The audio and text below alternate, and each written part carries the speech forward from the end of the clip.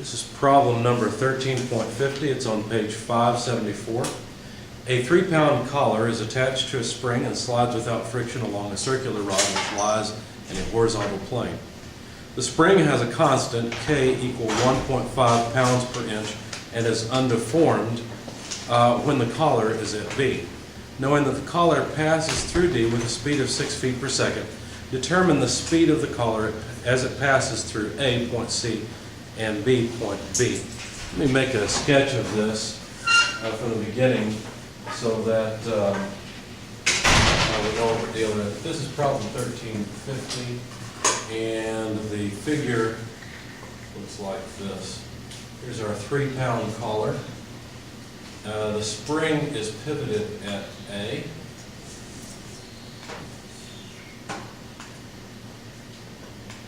D is over here on the right, B is on the left, C is above the center, not above A. Now the distance between A and the center of this ring is 5 inches, and the distance, or the radius of the ring is 12 inches. Okay, so now the question is basically, what's the velocity at C and B if the velocity at D, so when the collar is passing through D, the velocity at D is given to be, in fact, let's put it over here at point D. The velocity at D is given to be 6 feet per second. Okay, so if we're interested in the velocity at C, then we can use an energy equation to move from point D to point C. So let's do that. Let's write it down. The kinetic energy at D plus the work of the force that moves the collar or acts on the collar from D to C equals the kinetic energy at C. Okay, so writing down the kinetic energy at D, that's just 1/2 mvd squared. Notice there's a non-zero velocity at D. And then what forces do work? Well, you have to think about this carefully because you may be tempted to try and sketch a free body diagram of the block. Consider the spring force that's acting on the block. Realize that there's a component that is tangential, right, that does work, and a force, a component from the spring that is normal, that'd be S sub n, that does no work because the velocity is always in the tangential direction. And so since the normal component of the force doesn't line up with the tangential direction, it's at 90 degrees to it, then the only force that does work is this tangential component. But that's overthinking it. We don't need to go into that much depth. That's what's so nice about the energy approach. So all we really need to do is consider the fact that the spring acts on the block and just changes its energy as it goes from point D to point C. So we just have to quantify how much that energy change is. So it's just negative 1/2 K, and all we need is how much the spring is stretched at its initial point, which is D squared, less how much the spring is stretched at C squared. Now let's check and make sure that I put these into the correct order. Let's see. The spring should be more stretched at D, so this will be a big piece. It's less stretched at C, so as it goes to C, we should get a contribution from here. So apparently I've got these backwards. I should have had C here, the initial position, and D here, which is the final position. Excuse me, I said that backwards. Should have had C here, the final position, and D here, the initial position. So if the spring is less stretched once it reaches C, you know what? I think I'm going to reverse that again because actually what I'm doing here is I'm trying to make sure that this term comes out positive. Let's see. Yeah, this works. So at C, the spring is not as stretched as it is at D. And so basically we're going to get a negative contribution here. The two negatives will cancel. And that will represent the change in spring energy. So this would be equal to 1/2 the mass times the velocity at C squared. Okay, so now what we really need to do is figure out the stretch of the spring. Let's just go ahead though first and solve for the desired unknown, which is the velocity of C. I'll do it all in one step. You should pause the video and attempt to do this yourself if you can't see how I get this. Let's see. Delta x d squared less delta x c squared. Let's see, does that make sense? C's on that side. Yes, that makes sense. Okay, all I did is I took this negative sign inside so I can flip the order there of the stretch of the spring at C and at D. Okay. And then where'd the 2 go? The half? Well, the half just cancels all the way through, so that's not a big deal. All right, so now to actually plug in numbers, let's see, we'll need the velocity at d squared. Well, that's 6 feet per second quantity squared plus k. K is 1.5 pounds force per inch. I think I neglected to write that down. That was the spring constant K. 1.5 pounds force per inch. That's 1.5, not 15. Let's see, and then the mass is 3-pound mass.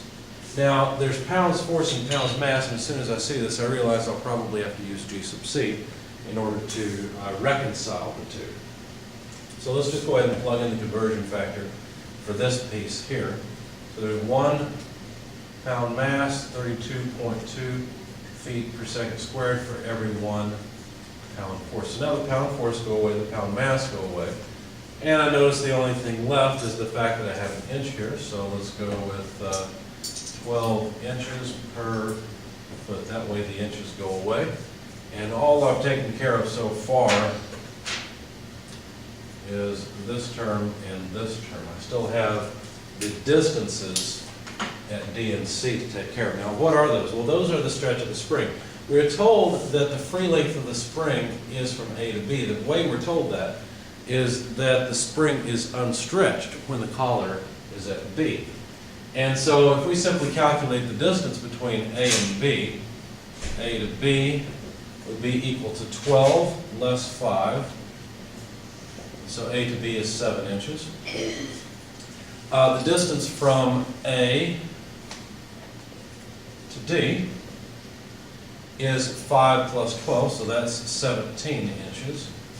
And the distance from A to C, we'll have to use Pythagorean's theorem to find that, because there's a 12-inch height to the triangle, a 5-inch base. I'll do this in my head. 5 squared is 25, 12 squared is 144, 144 plus 25 is 169, the square root of which is 13. So if you can't follow that, please pause the video and make sure you figure out the distance from A to C. You should get 13 inches. Now, these are not the stretch of the springs. This is just the distance between points. And basically, to get the stretch of the springs, all we have to do is say, well, let's see, let's get rid of the free body diagram because we're not using it. The stretch of the spring at D here is just the distance AD less the distance AB. Why is it the difference between those two? Well, because AB is the unstretched length of the spring. So if we take 17 inches and subtract 7 inches off, then the spring must be stretched by 10 inches when the collar is at D. Now when the collar is at C, then what? Well, then the stretch of the spring at C is the distance between A and C less the distance between A and B. AC is 13 inches. AB is 7 inches.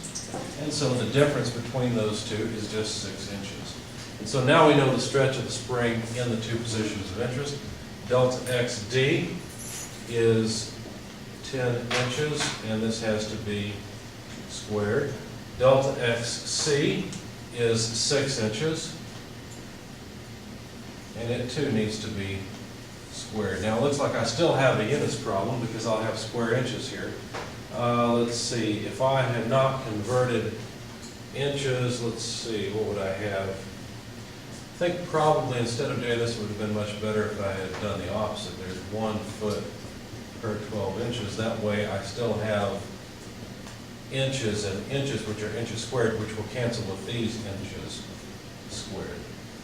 So that would work better. That way I have feet squared per second squared and feet squared per second squared. Okay. All right, so if you plug all this in your calculator, then what you'll find is that the velocity is about 11.04 feet per second. So that's the velocity at C. But that's not the only position of interest. We were also asked to find the velocity once the collar reaches B, once it reaches the position where the spring is completely unstretched. So basically all the spring energy, all the energy that the spring had at D, will now be in the motion of the block once it reaches B.